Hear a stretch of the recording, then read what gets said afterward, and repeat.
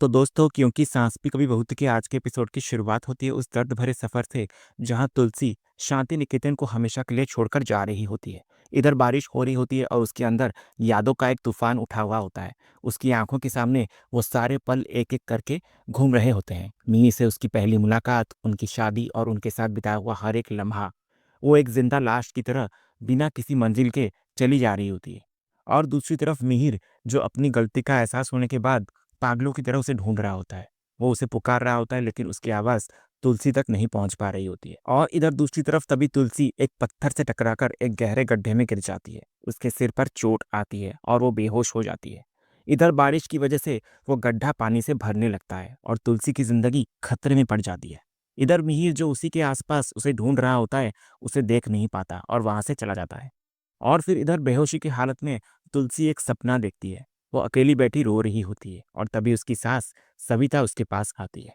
तुलसी अपनी सास को देखकर एक बच्चे की तरह रोने लगती है। वो कहती है, सब कुछ खत्म हो गया माँ।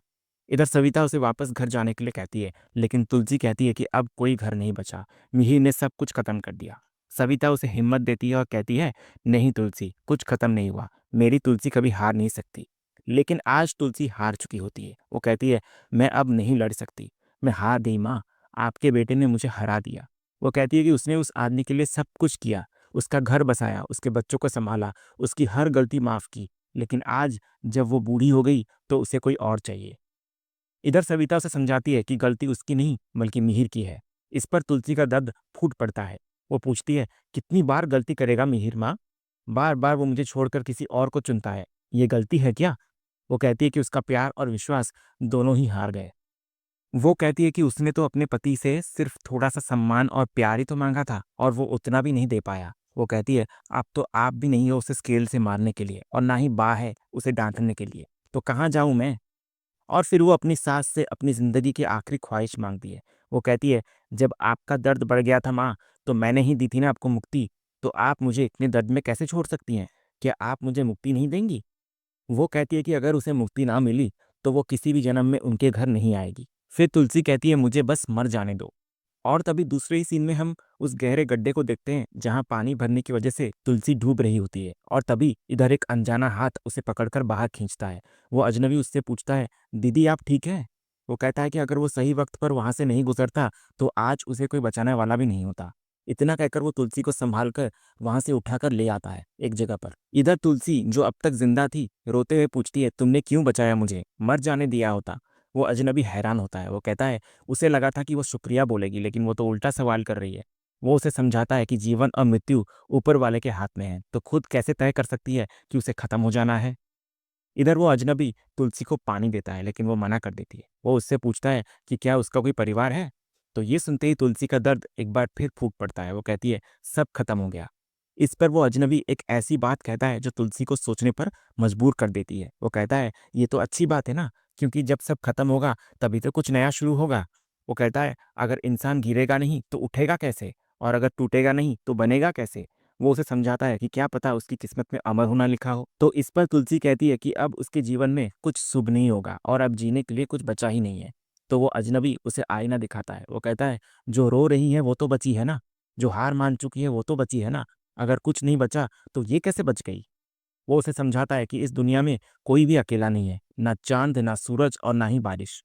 वो कहता है कि आज तक वो दूसरों के लिए जीती रही, लेकिन आज जब सबने उसका साथ छोड़ दिया, तो वो अकेली नहीं हुई, बल्कि आज पहली बार वो खुद अपने साथ है। वो कहता है, लोग अक्सर बोलते हैं कि मैं अकेला हो गया, लेकिन किस बात का अकेला? आप अकेले ही हैं, क्योंकि आप जिसको अपना साथी मान रहे थे, वो कभी आपका था ही नहीं। फिर वो अजनबी उसे ऊपर वाले का वास्ता देता है और कहता है कि जीवन के सबसे कमजोर पल में ही सृष्टि की सबसे बड़ी ताकत हमारे साथ होती है।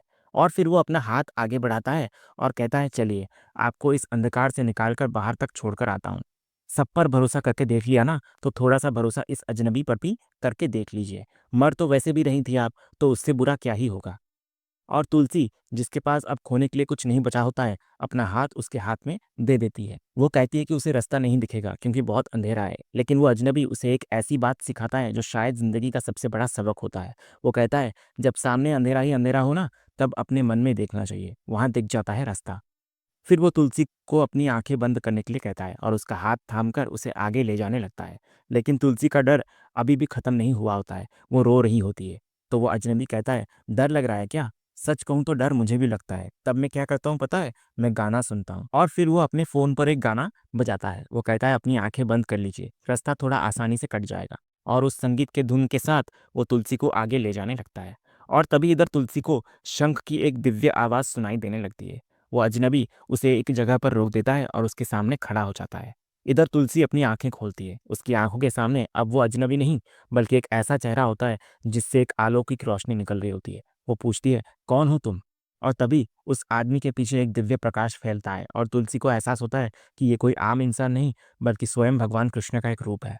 इधर तुलसी, जो अब तक ज़िंदगी की हर लड़ाई हार चुकी होती है, आज उसे बचाने के लिए स्वयं उसके ठाकुर जी आए थे। वो हैरान और निःशब्द खड़ी रह जाती है। और इसी दिव्य दर्शन और एक नई शुरुआत की अलौकिक आहट के साथ ये एपिसोड यहीं खत्म होता है। तो दोस्तों, आज का ये वीडियो आपको कैसा लगा? कमेंट के माध्यम से हमें ज़रूर कहिएगा और कमेंट में हाइप करना भी मत भूलिएगा और वीडियो को लाइक, शेयर, सब्सक्राइब करना भी मत भूलिएगा, ताकि ऐसे ही रोज़ लेटेस्ट एपिसोड के अपडेट्स आप हमारे इस चैनल पर पा सकें। तो मिलते हैं हम एक नए एपिसोड के रिव्यू में, तब तक के लिए नमस्कार।